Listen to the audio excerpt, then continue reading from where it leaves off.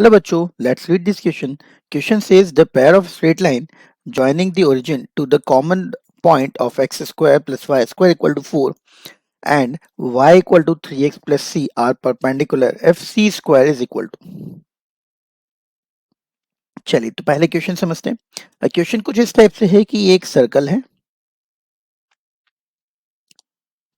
इस सर्कल की इक्वेशन है x square plus y square equal to 4 और ये एक कोई लाइन है जो कि है y equal to 3x plus सी।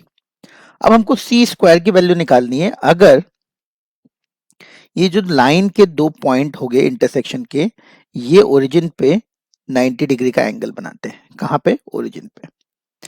तो जब भी हमको ये बात की जाती है कि एक 2 डिग्री का कर्व है और एक लाइन इंटरसेक्ट कर रही है और उन दोनों पॉइंट को हमने ओरिजिन से ज्वाइन किया है, तो जो ब्लैक कलर की दो लाइंस आपको दिख रही है, ये पेयर ऑफ लाइन की हम इक्वेशन निकाल सकते हैं होमोजेनाइजेशन से। पेयर ऑफ लाइंस की इक्वेशन हम लोग निकाल सकते हैं होमोजेनाइजेशन से। ठीक है, तो ये जो ब्लैक वाली लाइन से अगर मैं इनको नाम दे दूं ओ ए ओ बी, तो किसकी? O A comma O B की कंबाइंड इक्वेशन। कैसे?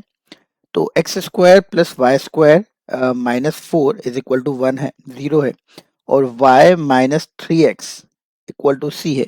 c से डिवाइड कर देंगे तो y minus 3x upon C is equal to 1 हो जाएगा। यहाँ पे हम x square plus y square minus 4 into 1 का स्क्वायर लिख देंगे तो कोई फर्क नहीं पड़ेगा।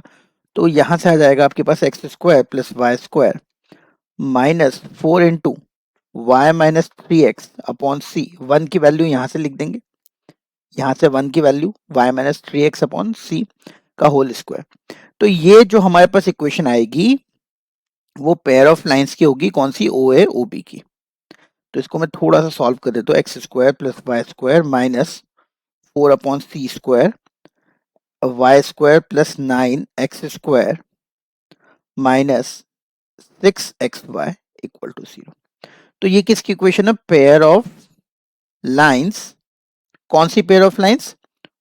ओ A O B joining origin with point of intersection. अब हमको क्या बोल रखा है कि ये परपेंडिकुलर है। ये देखिए परपेंडिकुलर है बोल रखा है।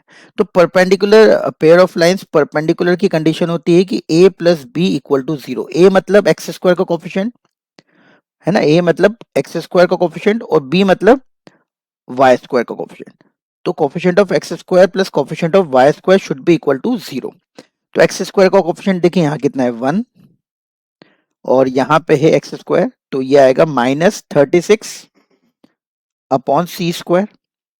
ये हुआ एक्स स्क्वायर का कोफिशिएंट पूरा।